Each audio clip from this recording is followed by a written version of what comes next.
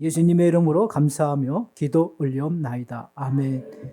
네. 하나님 우리 아버지와 주 예수 그리스도의 은혜와 평강이 있기를 주님으로 축복합니다. 아멘. 오늘도 예배 시청하는 모든 분들에게도 하나님의 은총 가운데 남다른 인생에 세워져가는 은혜가 있기를 또한 축복합니다. 진리로 거룩하게 하옵소서라는 제목을 가지고 말씀을 전하도록 하겠습니다. 구약 성경 책을 편집한 순서를 보게 되면 여호수아서 다음에 사사기란 책이 이어서 나옵니다. 여호수아의 책은 승리의 역사라고 한다면 성경 사사기의 책은 실패의 역사를 보여주고 있습니다. 여러분, 바로 앞에 여호수아는 승리고 바로 이어서 나오는 사사기는 실패의 역사를 보여줍니다. 그 이스라엘 백성의 지도자인 여호수아가 죽고 나니 이스라엘은 암흑의 시대가 계속 이어지게 되었습니다. 여호수아는 하나님의 말씀이 중심이 되고 진리를 붙들었던 자였습니다.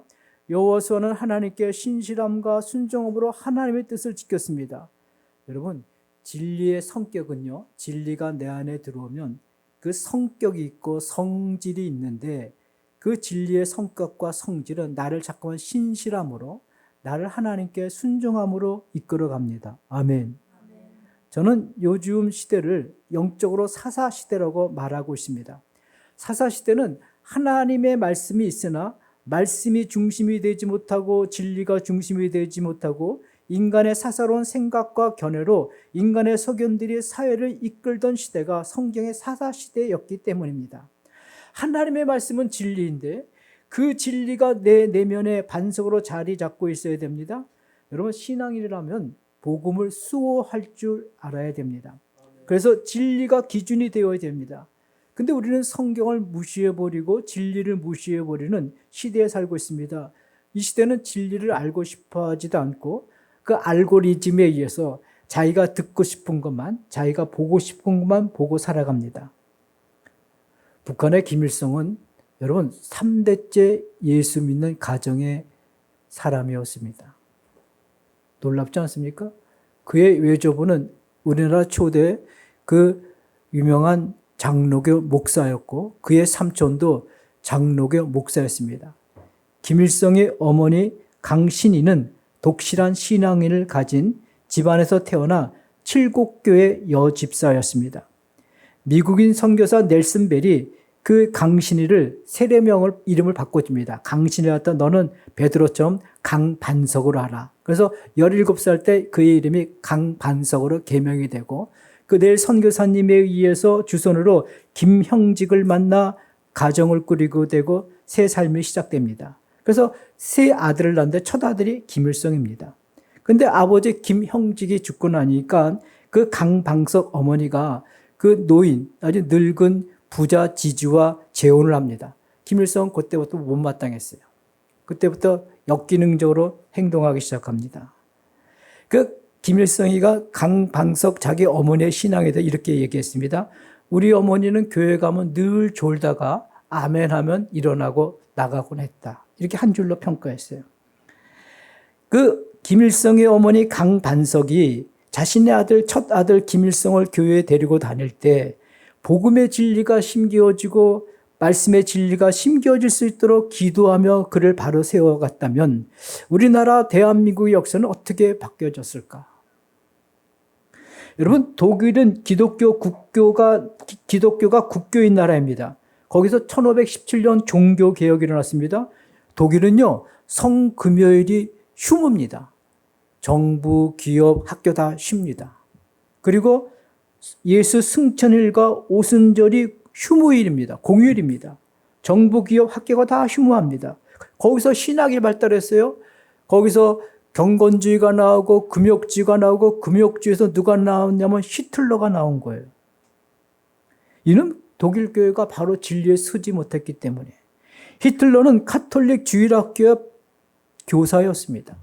히틀러는 한때는 자신이 신부가 되고자 하는 꿈도 가졌던 사람이었어요. 그러던 그가 나치당의 전신인 노동당의 당수가 되면서 그는 완전 변질되기 시작합니다. 노동당의 당수가 더 폭동을 일으키다가 5년형을 징역받게 되죠. 그런데 히틀러를 대수롭게 여기었던 그 당시의 사람들이 히틀러를 9개월 만에 가석방 시켜줍니다. 최대의 실수였죠. 그가 가석방되어서 나와서 그는 탁월한 언변과 기술과 선동으로 1차 세계대전의 패배주의로 빠져있는 독일 국민들의 마음과 행동을 움직이게끔 만듭니다. 그리고 그 당시 그 어려운 경제 가운데 유대인들이 40%나 경제를 장악하고 있었기 때문에 유대인들에 대한 반감을 심어주고, 또 히틀러가 선동이 잘하니까 또 경제를 갖다가 반짝반짝 이렇게 세워서 히틀러 시대의 경제를 세계 제3대 강국으로 만들어 갑니다. 히틀러는 총리가 되고, 총리가 된 다음에 대통령과 통합해서 총통이 됩니다. 그러면서 그는 법을 마음대로 바꿔가기 시작해서 어떤 법을 만들었냐면 그 악법이 법이 되게 하게끔 하고 죄가 권리가 되게끔 합니다. 그래서 독일을 2차 세계대전을 이끌어서 저질러서 결국 2차 세계대전이 패망하죠. 독일은 1차 때도 패하고 2차 때도 패망합니다. 그런데 세계 역사는 그가 패망한 자로 기록하고 있습니다. 패망 국가로 이끈 지도자로 평가하고 있습니다. 여러분, 한때 신부의 꿈을 가졌던 히틀러가 정말 복음의 진리를 알았다고 하면 세계 역사는 어떻게 바뀌어졌을까? 김일성이나 히틀러는 어찌 보면 기독교 신앙에 가까이 와 있었지만 그들은 삶의 진리를, 복음의 진리를, 말씀의 진리를 바로 세워가지 못했습니다. 그래서 악을 법으로 만들고 죄가 권리가 되는 세상을 만들고 온 나라를 패망으로 이끌었고 패전 국가로 만들었습니다. 그렇다면 여러분, 성경이 말씀하는 기독교의 진리는 무엇입니까? 구약 성경에서 진리라는 그 히브리 단어가 뜻하는 것은 든든한 기초. 따라서 하시겠습니다. 든든한 기초. 단어의 의미가 든든한 기초가 진리입니다. 복음서에서 진리는 참된 이치를 뜻하는 추상적 개념이 아닙니다. 복음서에서 진리는 예수님 자신을 가리키는 말이 됩니다. 예수님의 인격, 그것이 바로 진리라는 거죠. 여러분, 빌라도 총독이 예수님을 붙잡아 놓고 신문할 때 진리가 무엇이냐? 예수님은 침묵하셨어요. 왜냐하면 예수님 자신이 진리이기 때문에. 예수님이 하나님의 아들임에도 불구하고 하나님의 심에도 불구하고 성육신하신 것이 진리이기 때문에, 예수님이 십자가의 길을 가셔가고 십자가에 죽으시고 부활하신 것이 진리이기 때문에, 예수님이 울으신 것도 진리요 웃으신 것도 진리이기 때문에, 예수님의 태도와 성품이 진리이기 때문에, 예수님의 병고침과 예수님의 용서하심이 진리이기 때문에 사도 요한은 예수님을 보면서 은혜와 진리가 충만하더라라고 평가했습니다. 그러므로 여러분, 진리를 안다는 것은요, 예수 그리스도를 만난다는 것입니다. 예수 그리스도를 만났다는 것은 예수 그리스도의 인격을 경험했다는 겁니다. 예수님의 인격을 경험하면 내 영혼이 고상해지고, 내 영혼이 차분해지고, 내 영혼이 아름다워지고, 내 영혼이 그분을 또 한 번 만나고 싶어서 몸부림치게 됩니다. 이게 참 주는 은혜죠. 예수님을 만나 인격을 경험하게 되면요, 우리의 삶 전체에 놀라운 기적이 일어나기 시작합니다. 먼저는 내 인격에 빛이 들어옵니다. 참 빛이 들어와서 내 마음을 더럽게 하고 우리의 눈을 어둡게 하는 것을 우리가 판단하게 되고, 우리가 내 자신이 무엇에 얽매여서 살고 있는지를 바로 보게 합니다.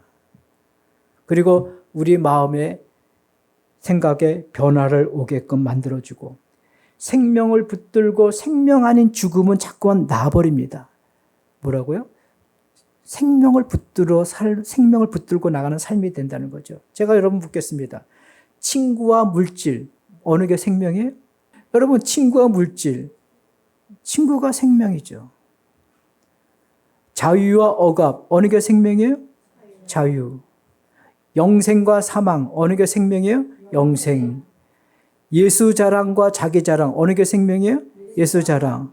그러니까 진리가 들어오면요, 자꾸만 생명을 붙들면서 나아가는 삶이 자꾸만 지향됩니다. 그러니까 삶이 단순해지고, 삶이 쉬워지고, 그리고 삶이 때로는 안 풀렸던 삶이 실타래처럼 풀려나가게 된다는 거죠. 그래서 참 생명을 붙들고 나가는 그 생명의 길에는 생명의 문으로 들어가 영생을 얻는 복된 역사가 일어난다는 것을 믿으시기 바랍니다.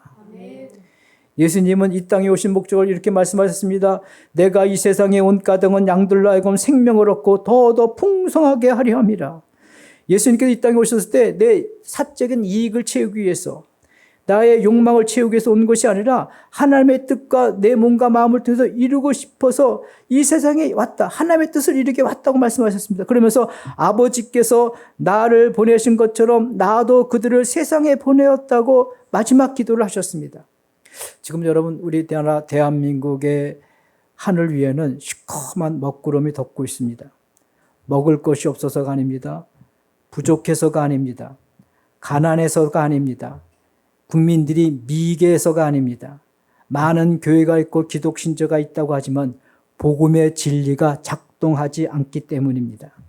그래서 악이 법이 되고 죄가 권리가 되는 세상을 우리는 맞이하게 될 수도 있습니다. 그것이 점점 도래하고 있지만 선지자의 눈에는 그게 보입니다. 이럴 때일수록 기독교 신앙을 가진 자들은 어떠한 정체성을 갖고 살아가야 되나? 여러분 우리가 세상 풍조에 밀려 떠나가지 않고 진리를 수호할 수 있어야 됩니다. 예수님은 우리를 위해서 이렇게 기도하셨습니다. 우리 15절부터 17절까지 같이 한 목소리로 읽겠습니다. 15절부터 17절까지 시작. 내가 비옵는 것은 그들을 세상에서 데려가시기를 위함이 아니요 다만 악에 빠지지 않게 보존하시기를 위함이니라. 내가 세상에 속하지 아니한 같이 그들도 세상에 속하지 아니하였사옵나이다. 그들을 진리로 거룩하게 하옵소서. 아버지의 말씀은 진리이다. 아멘. 예수님은 마지막 기도를 하시면서 그들을 진리로 거룩하게 하옵소서. 하나님 말씀은 진리니이다. 이렇게 말씀했습니다. 우리가 예수님을 믿는 믿음 안에서 여러분 다른 정체성을 내가 갖기를 원한다면 나는 하나님으로부터 보냄을 받은 사람이다. 아멘. 하나님 왜 보내주셨어요? 나만 잘 먹고 잘 살고 놀다 오라 보내주셨을까요? 하나님의 목적과 이유가 있어서 이 땅에 보내셨습니다. 우리는 세상에 보냄을 받은 자입니다. 그래서 우리 인생이 귀한 겁니다. 가치가 있는 겁니다. 아멘. 하나님은 우리를 통해서 온 열방이 구원받기를 원하며 우리를 통해서 온 나라가 하나님을 찬송하기를 원하는데 거기에 도구가 되기를 원하고 쓰임받기를 원하십니다. 할렐루야. 여러분 제가 우리나라 인구가 5,100만 명이라고 합니다. 2023년 통계로 보면 남성 인구가 놀라지 마십시오. 2,500만 명. 여성 인구가 2,600만 명. 야, 하나님 기가면 어떻게 이렇게 남녀 성비를 이렇게 어떻게 거의 각기 이렇게 조절해 가시죠? 이쪽 집에서 찐빠 나면 저쪽 집에서 빼버렸는데 하나님은 이걸 다 맞춰 가셔. 그래서 제가 세계 인구를 한번 조사해 봤어요. 2025년 세계 인구를 GPT한테 물어봤어요. 2025년 세계 인구가 여러분 80억이 넘는데 남성이 41억 3,771만 명, 여성이 40억 9,390만 명, 남성 인구 비율이 50.37%, 여성은 49.73%. 내가 이걸 보고 나서 하나님은 살아계십니다. 여러분, 산부인과 의사가 조절해 준 거 아니에요? 정부가 나서 그 남녀 성비 조절한 거 아니에요? 유엔 기구가 나타나서 남녀 성비 조절한 거 아니에요? 우리 인간이 악을 범한 자도 하나님은 합력과 선을 이루시는 분이시기 때문에 아멘. 하나님께서 이걸 다 기가 막히게 그러니까 하나님은 그냥 주시는 대로 낳는 게 하나님의 방법이야. 아멘. 유대인들은요 그냥 주시는 대로 낳아요. 주시는 대로. 조절을 하나 합니다. 하나님이 다 이렇게 조절하시고. 여러분 어떻게 세계 인구가 80억이 넘어가는데 남성이 50.37, 여성은 49.73. 우리나라 여성이 좀 더 많은 이유가 여성이 고령자가 더 많기 때문에. 근데 한 철학자는 우리가 이 땅에 태어난 것을 지구의 내 동댕이 쳐진 존재로 합니다. 왜? 내 동의 없이 우리가 태어났기 때문에.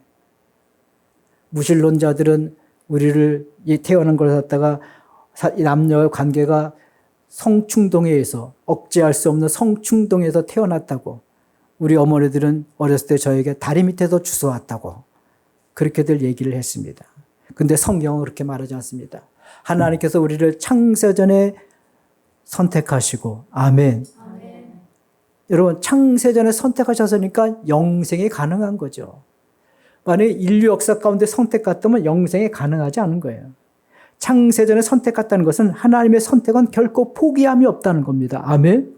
끝까지 세상 끝날까지 가겠다는 뜻입니다. 우리의 모태에서부터 우리를 조성하셨습니다. 아멘. 그러므로 기독교 진리는요, 내가 먼저 살고 다른 사람을 살리는 게 아닙니다. 그러나 진리가 없는 사람들은 오직 자신만을 생각합니다. 오직 내 가족 잘 먹고 잘 살자 자랑하는데 온 마음을 다해서 살아갑니다. 그들은 자신이 멸망을 향해 달려가면서도 그 사실조차도 깨닫지 못합니다. 여러분, 진리는 다른 사람들을 먼저 살리고 내가 살아나는 겁니다. 아멘. 여기에 빛이 있고 여기에 광명이 있고 여기에 하나님의 능력이 나타납니다. 이것이 바로 기독교의 진리입니다. 여러분, 순서를 바꾸십시오. 진리를 붙드시기 바랍니다. 아멘. 우리의 육체는 육체고 물질은 물질입니다. 이건 성질은 절대 변하지 않습니다. 바뀌지 않습니다. 그런데 다른 사람을 위해서 내 육체와 내 물질이 들이기 시작하면 이 육체와 물질의 성격과 성질이 변화되긴 하는데 어떻게 정신으로 사랑으로 바뀌어집니다.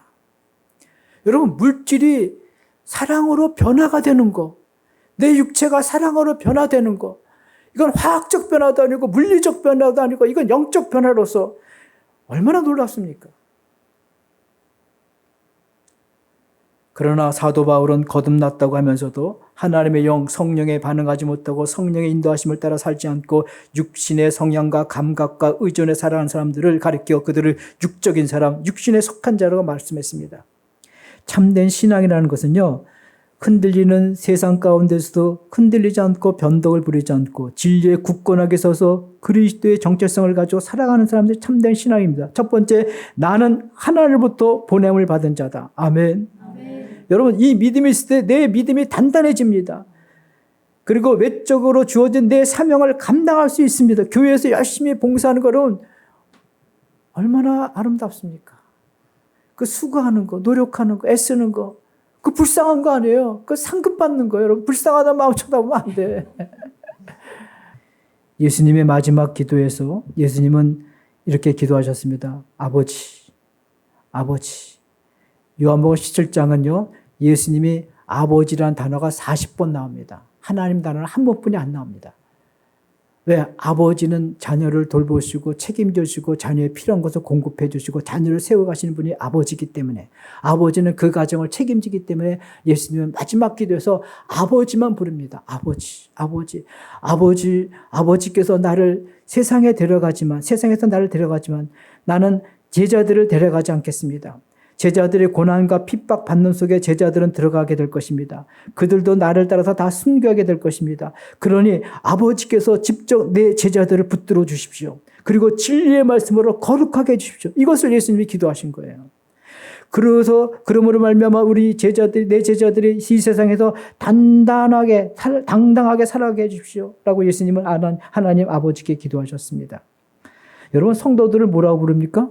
주님의 백성들을, 하나님의 백성들을 뭐라고 부르십니까? 성도. 예, 거룩한 무리라는 거죠. 거룩한 무리. 여러분, 죄송하지만 우리 자체는 거룩함이 없습니다. 내가 거룩한 것은 하나님과 잇대어져 있기 때문에, 그리스도 예수께서 나를 위해서 죽으셨다는 것은 내가 믿음으로 믿고 그 구원을 내가 받아들였기 때문에 하나님과 관계가 있기 때문에 내가 존귀한 자가 되었고 내가 거룩한 자가 되었습니다. 아멘.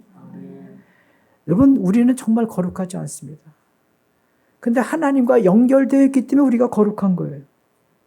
내 시간이 거룩하지 않지만 내가 하나님 앞에 구별되어지는 예배는 거룩한 시간이 되는 겁니다. 아멘. 내 물질이 거룩하지 않지만 하나님의 나라를 위해서 이웃에 드려지는 것은 거룩한 물질이 되어지는 거예요. 내 인생은 거룩하지 않지만 내 인생의 삶의 목적이 이 땅에 두지 않고 하나님 나라에 두고 살 때 그 인생은 거룩한 거예요. 아멘. 밥을 먹든 무엇을 먹든 사우나를 가든 영화관을 가든 그건 거룩한 거예요. 내 사업장과 내 일터가, 내가 일하는 노동의 목적이 나만 위해서 하는 것이 아니라 하나님의 나라를 세워가기 위한 내가 직장을 다니고 일터를 다니고 그리고 사업장을 한다면 그건 거룩한 사업장 된다는 것을 믿으시기 바랍니다. 하나님의 자녀는 거룩해야 되고 거룩할 때 이 세상을 향하여 하나님 나라를 증거할 힘이 생겨나는 것입니다. 그러므로 거룩은 모든 성도들이 도달해야 할 영적인 삶의 경제이고 영적인 상태이기도 합니다. 거룩해지는 방법이 무엇입니까? 거룩해지는 방법은 진리로만 거룩해집니다. 17절에 아버지의 말씀은 진리니이다. 우리 17절 다시 한번 읽겠습니다. 시작.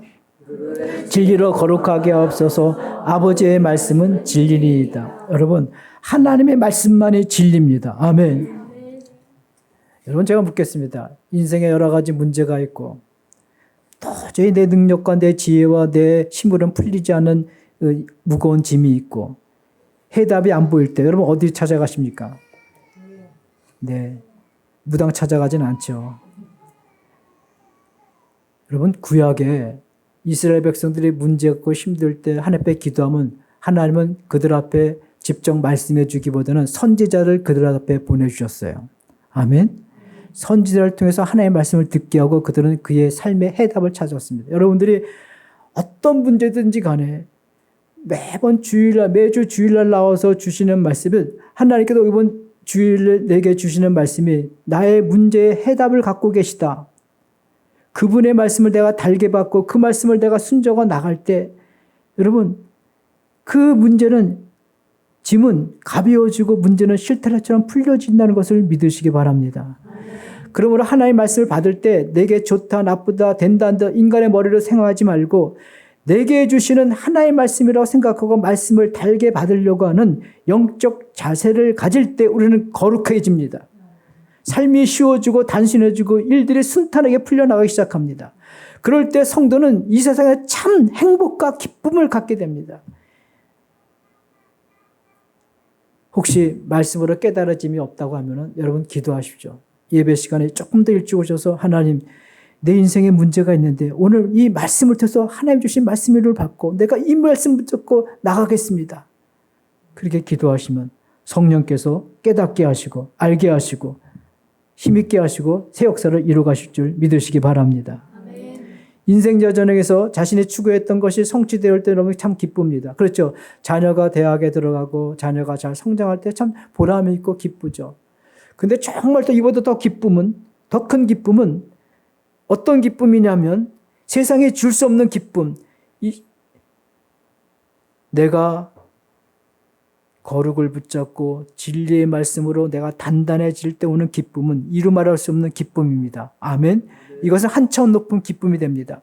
예수님은 거룩하신 하나님 앞에서 자신이 십자가를 지고 가게 되지만 하나님께서 나를 세상에 보내신 것이 진리이고 세상 죄를 지고 십자가에 가는 것이 진리이고 거기에 오는 기쁨이 있었습니다. 그래서 이러한 기쁨은 세상이 알 수도 없고 세상에 줄 수도 없는 것이었습니다. 그래서 마지막 대제사장적 기도에 예수님은 자신이 가진 이 기쁨을 제자들이 알기를 원했습니다.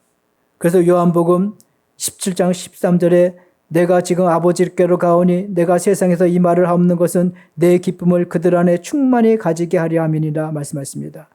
여러분 예수님은요 십자가를 앞에 두고 하늘의 기쁨, 큰 기쁨을 앞당겨서 느끼고 있었습니다. 이제 조금 있으면 예수님은 내가 십자가의 죽음으로 진리의 완성이 이루게 될 것이다. 그리고 이 뒤에는 엄청난 인류 구원의 역사가 이루어질 것이다. 이런 걸 생각하면서 예수님은 십자가를 앞두고도 기뻐하셨다는 거죠. 진리로 인한 기뻐하셨다는 거죠. 사도 바울도 디모데후서 4장 7절에 내가 선한 싸움을 싸우고 나의 달려갈 길을 마치고 믿음을 지켰으니 이제 후로는 나를 위하여 의의 면류관이 예비되었으므로 주 의로우신 재판장이 그날에 내게 상을 주실 것이다. 나뿐 아니라 주의 나타나심을 사모하는 모든 자에게니라고 말씀했습니다.